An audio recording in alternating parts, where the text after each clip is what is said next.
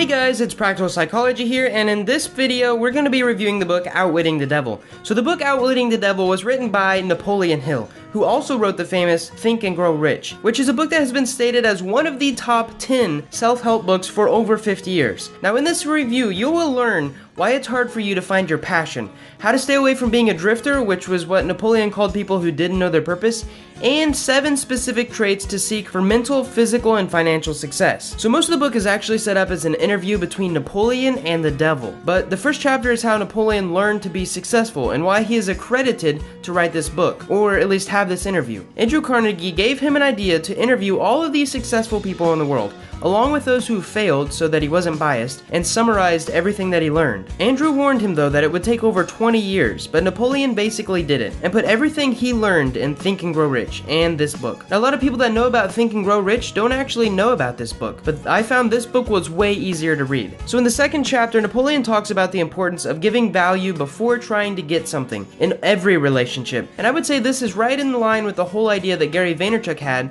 in his book Jab, Jab, Jab, Right Hook. He says, material and financial fortunes, when reduced to their most liquid terms, are measurable in the terms of bank balances.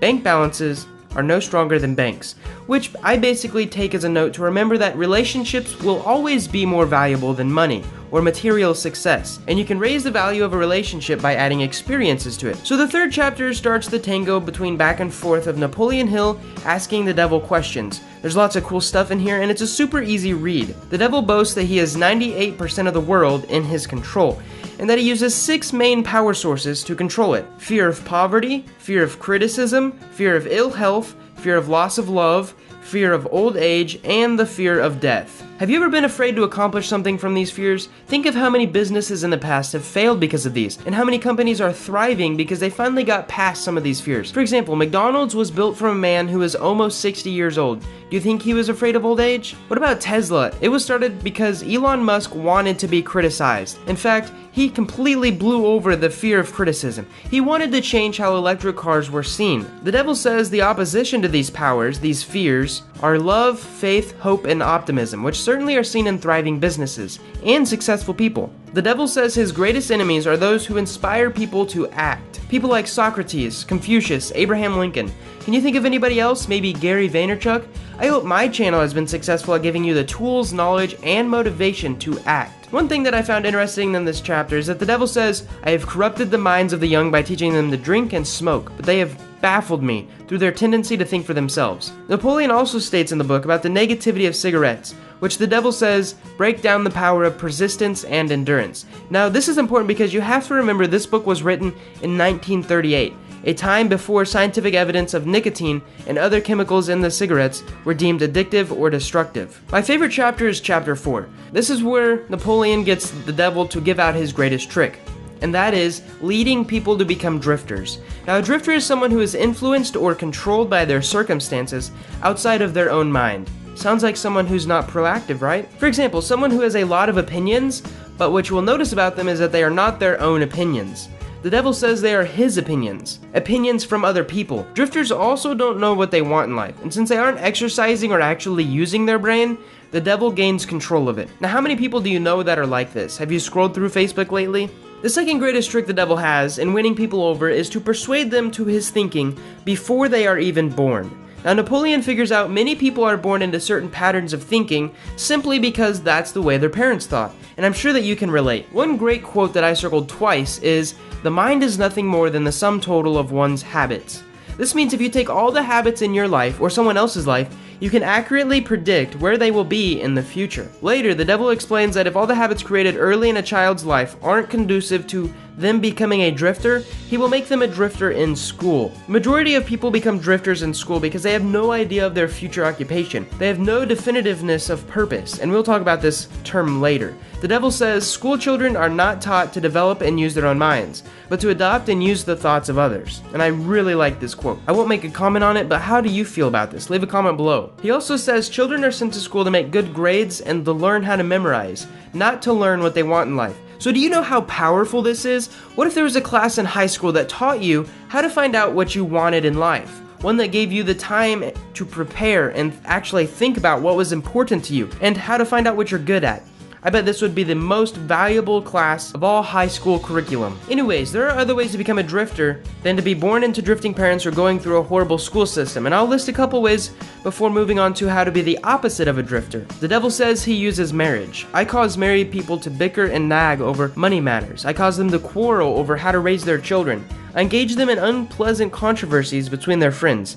And my favorite, I keep them so busy finding fault with one another that they never have time to do anything else to break their habit of drifting. The devil says he uses jobs and occupations. I teach people to get the first job they can and to find the most secure and reliable job they can, so that I can control them easier through fear of poverty.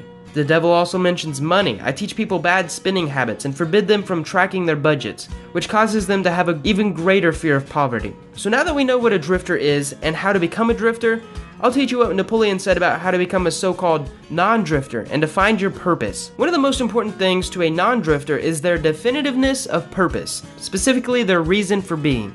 Now the Japanese call this ikigai, and a study done found that those with a reason to live when they wake up in the morning have 3 times the chance of reaching the age of 100. Now there are literally 3 pages in this book with a list of things to do to become a non-drifter, but I'll give you a short summary. Ideas are the beginning of human achievement. Teach all students how to recognize practical ideas that may be of benefit in helping them acquire whatever they want of life.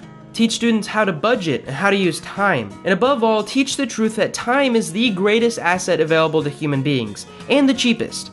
Now this is cool because this was written almost 100 years ago, and this thought is starting to gain popularity. Teach the students the basic motives by which people are influenced. So basically the devil's saying, for someone to have a purpose, teach them how to stay motivated and how to motivate their friends. Teach children how habits become fixed, how to create them, and which ones to break. If this doesn't sound familiar, check out some of my recent videos on the habit harvester. Teach children that cigarettes, alcohol, narcotics, and overindulgence in sex will lead to the habit of drifting. I thought it was really important that Napoleon added, do not forbid these evils, just explain them. Teach children there is no unsolvable problem. I would say Elon Musk got taught this at a very young age.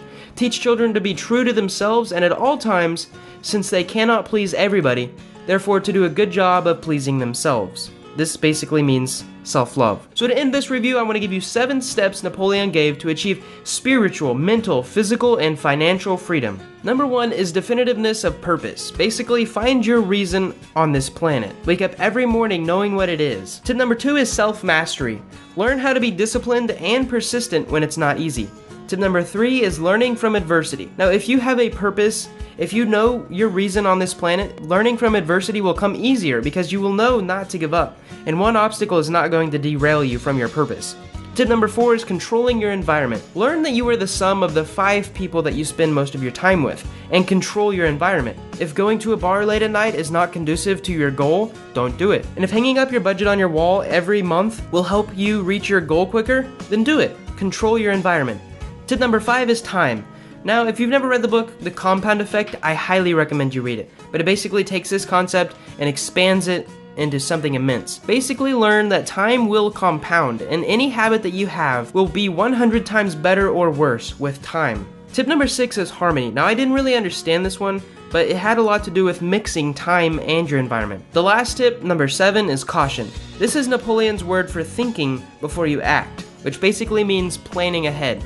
Hope you guys enjoyed this video, and if you want to read or listen to the book for free, check out the Amazon and Audible links below, respectively. Thank you so much for your time, and subscribe if you want more.